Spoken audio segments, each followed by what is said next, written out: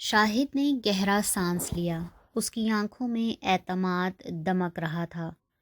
تبدیلی، میں تبدیلی کا خواہش مند ہوں، اور یہ ملازمت اب جمود کا شکار ہو گئی ہے۔ اچھی تنخواہ، بڑا عہدہ، قابل معاون، یہ سب چھوڑنا آسان نہیں ہوگا۔ حامد کی آنکھوں میں اندیشے تھے۔ میں فیصلہ کر چکا ہوں، شاہد نے اپنے دوست کی آنکھوں میں دیکھتے ہوئے کہا۔ چند ساعت خاموشی چھائی رہی۔ شاندار، مجھے تمہاری یہی ادا پسند ہے، حامد نے گرم کافی کا گھونٹ بھرتے ہوئے کہا۔ آگے بڑھو دوست، میری نیک تمنائیں تمہارے ساتھ ہیں۔ حامد کے برعکس دیگر ساتھیوں نے نیک تمناؤں کے اظہار میں تذبذب برتا۔ کسی نے کہا، ذاتی کاروبار بھائی، یہ امریکہ ہے، یہاں کاروبار جمانا آسان نہیں۔ اور پھر تمہارے پاس کتنا سرمایہ ہے؟ دوسرے نے کہا۔ کیا کہا؟ قرض لینے کا ارادہ ہے؟ دوست، بینک کا مقروض ہونے کے بعد تمہاری پوری زندگی قرض چکاتے نکل جائے گی۔ اس بارے میں تو سوچنا بھی مت۔ لیکن وہ سوچ چکا تھا۔ گزشتہ 8 برسوں میں اس نے پائی پائی جوڑ کر $16,000 جمع کر لیے تھے، لیکن یہ رقم ناکافی تھی۔ ذاتی کاروبار کے لیے بڑے سرمائے کی ضرورت تھی۔ قرض لینے کے سوا کوئی چارہ نہیں تھا۔ کسی معروف بینک سے رابطہ کرنے کے بجائے اس نے ایک ایسے ادارے سے رجوع کیا جو سود کی کم شرح پر چھوٹے قرضے دیا کرتا تھا۔ اس کارپوریشن کی جانب سے شاہد خان کو $50,000 کا قرض جاری ہو گیا۔ جب جاننے والوں کو اطلاع ملی کہ وہ رقم کا انتظام کر چکا ہے تو انہیں تجسس ہوا کہ وہ کیا کاروبار کرنے کا ارادہ رکھتا ہے۔ کمپنی کا نام کیا ہوگا؟ بمپر ورکس، شاہد نے مسکراتے ہوئے جواب دیا۔ میں پک اپ ٹرکس کے لیے بے جوڑ اور نفیس بمپر بنانے کا ارادہ رکھتا ہوں، ایسے بمپر جو سستے اور مضبوط ہوں۔ پلانٹ کہاں لگاؤ گے مسٹر؟ ایک حاسد ساتھی نصرت نے سوال کیا۔ ایک گیراج میں، ہونٹوں پر مسکراہٹ تھی۔ اس جواب نے سوال کرنے والے کو ورطۂ حیرت میں ڈال دیا۔ گیراج میں؟ ہاں، باہمت پاکستانی نے اپنی مسکراہٹ قائم رکھی۔ میرے پاس ایک گیراج ہے، مارکیٹ سے کم نرخوں پر چند مشینیں خرید لی ہیں۔ کام شروع کرنے کے لیے یہ کافی ہے۔ اور تمہارے اس کمپنی کا کیا نام بتایا تھا؟ ہاں، بمپر ورکس۔ تو اس میں ملازم کتنے ہوں گے؟ سوال کرنے والے کا لہجہ استہزائیہ تھا۔ شاہد اس کا جواب پہلے ہی سوچ چکا تھا۔ میں تنہا کام کروں گا۔ تنہا؟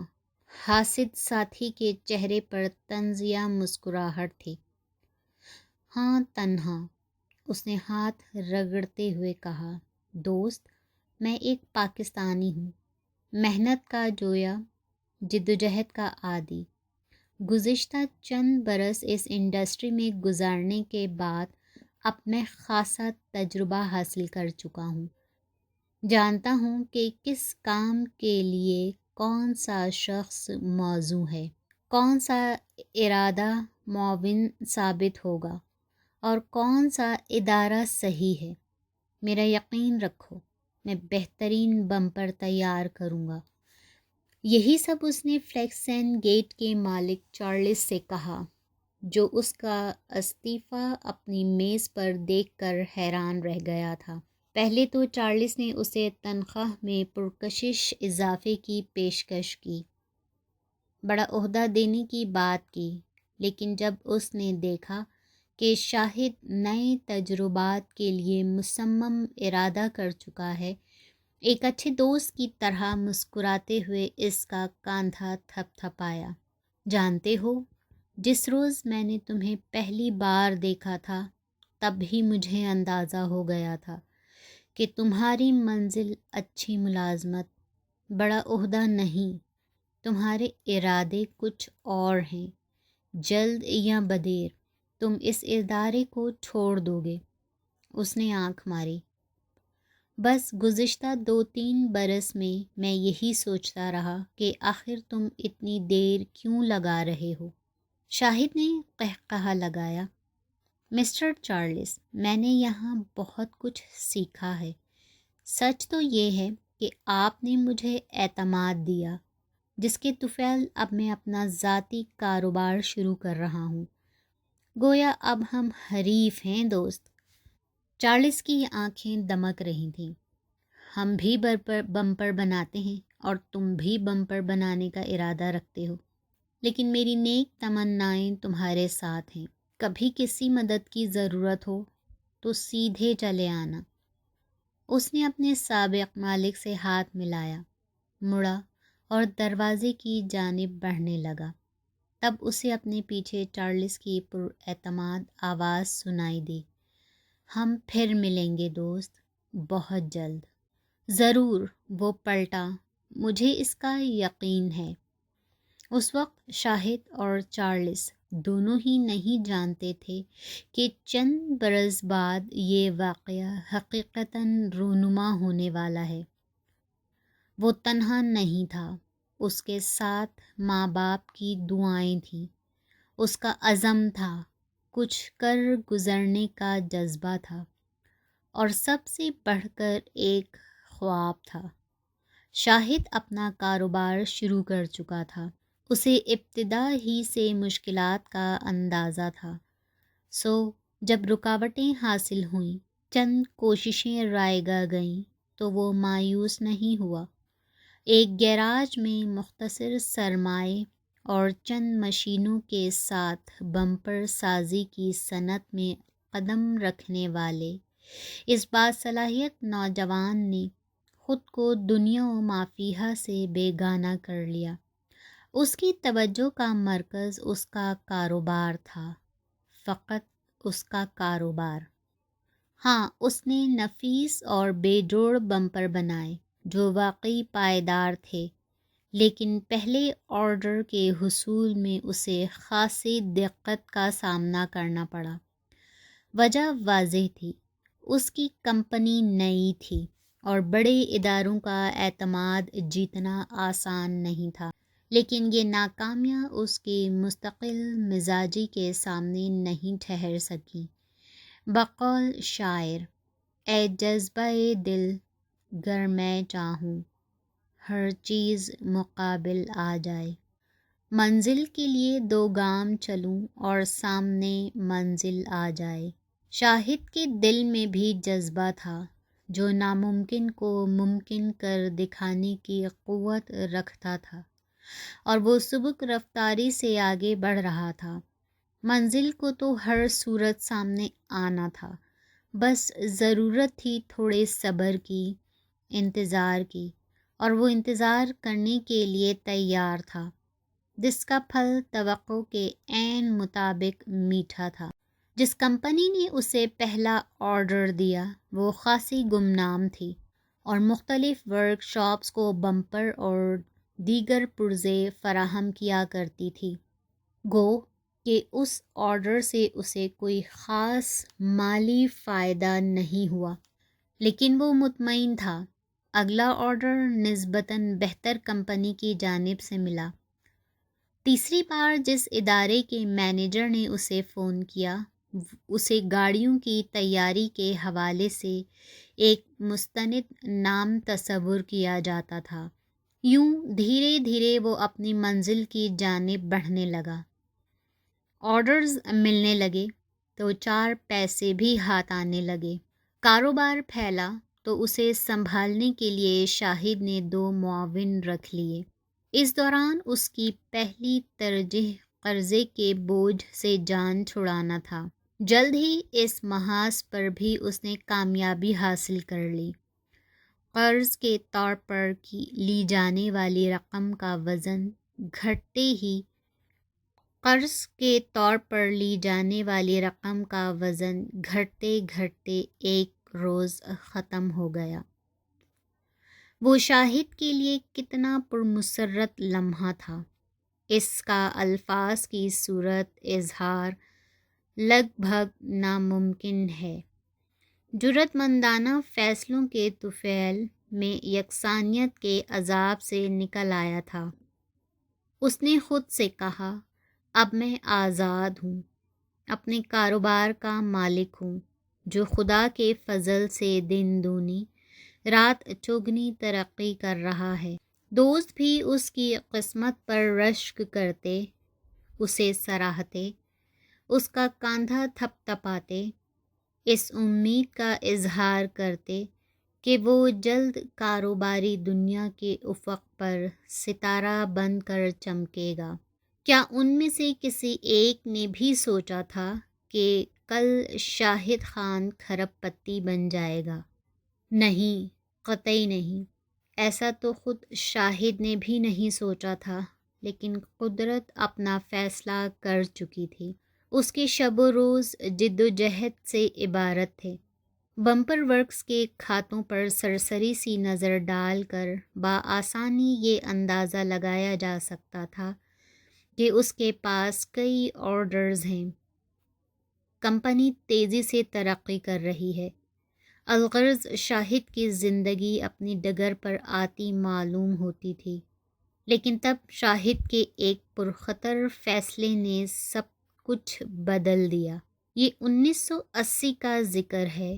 ایک صبح شاہد کو یہ خبر ملی کہ فلیکس اینڈ گیٹ کو، وہ کمپنی جس سے اس نے اپنا کیریئر شروع کیا تھا، فروخت کرنے کا فیصلہ کر لیا گیا ہے۔ اخبار میں شائع ہونے والی وہ کالی خبر کے مطابق اگلے چند روز میں فلیکس اینڈ گیٹ کے شیئرز مارکیٹ میں اوپن کر دیے جائیں گے۔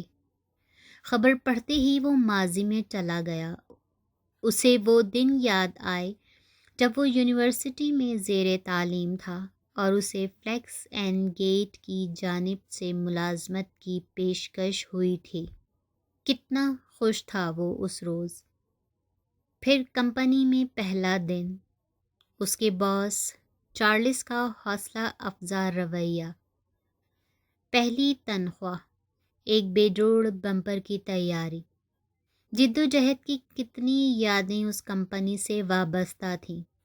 اسے وہ دن بھی یاد آیا جب اسے ساتھیوں نے الوداعی دعوت دی تھی، تحائف سے نوازا تھا، اس کے بارے میں ستائشی کلمات کہے تھے۔ بس یہی سب سوچتے سوچتے اچانک اس کے ذہن میں چارلس کے کہے ہوئے الفاظ گونج اٹھے، ہم پھر ملیں گے دوست، بہت جلد۔ وہ ایک پراسرار کیفیت کی لپیٹ میں آ گیا، جس کی آغوش میں نئے امکانات چمک رہے تھے۔ کیا وہ لمحہ آن پہنچا ہے؟ اس نے خود سے سوال کیا۔ ہاں، اس کے دل سے آواز آئی۔ تب ایک دھماکہ ہوا۔ یکدم اسے قدرت کا منصوبہ سمجھ میں آ گیا۔ اس کا استعفیٰ، نئی کمپنی کی شروعات، اسے مستحکم کرنے کے لیے جدوجہد، اور پھر فلیکس اینڈ گیٹ کی فروخت کا معاملہ۔ کیا مجھے اسی لمحے کے لیے تیار کیا گیا تھا؟ کیا گزشتہ 2 برس کی جدوجہد کا مقصد اس مقام پر واپسی تھی جہاں میں نے تربیتی مراحل طے کیے؟ یہ سوال اس نے قدرت سے کیا تھا۔ اس کے چہرے پر مسکراہٹ تھی۔ قدرت کو جواب دینے کی ضرورت نہیں تھی۔ جواب تو واضح تھا۔ جڑواں شہر اربانہ شیمپئن کی جانب لوٹنے کا وقت آن پہنچا تھا۔ چند روز بعد وہ فلیکس اینڈ گیٹ کا مالک بن چکا تھا۔ سابق مالک چارلس کلیسن کے لیے وہ لمحہ حیرت اور مسرت سے بھرپور تھا جب اسے یہ اطلاع ملی کہ اس کمپنی کا خریدار اس کا سابق ملازم ہے۔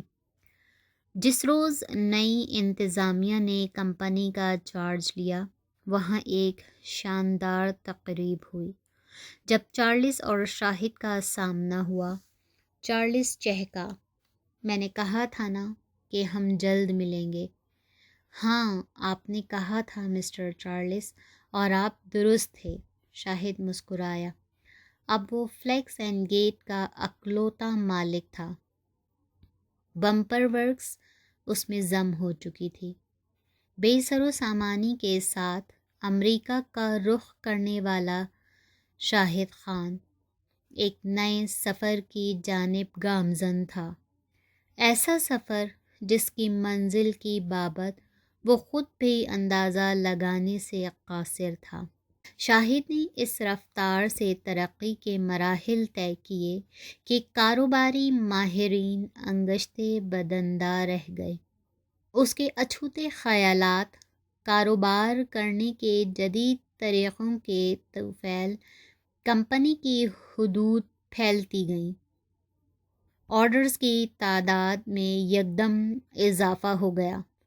نئے پلانٹ لگانے کی ضرورت پیش آئی۔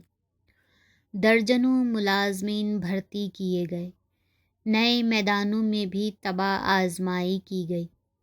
اسے خوش قسمتی ہی کہا جا سکتا ہے کہ شاہد کے بیشتر فیصلوں کے نتائج مثبت رہے۔ ہاں، اس دوران چند مشکلات بھی پیش آئیں، چند اقدامات نتائج سے محروم رہے۔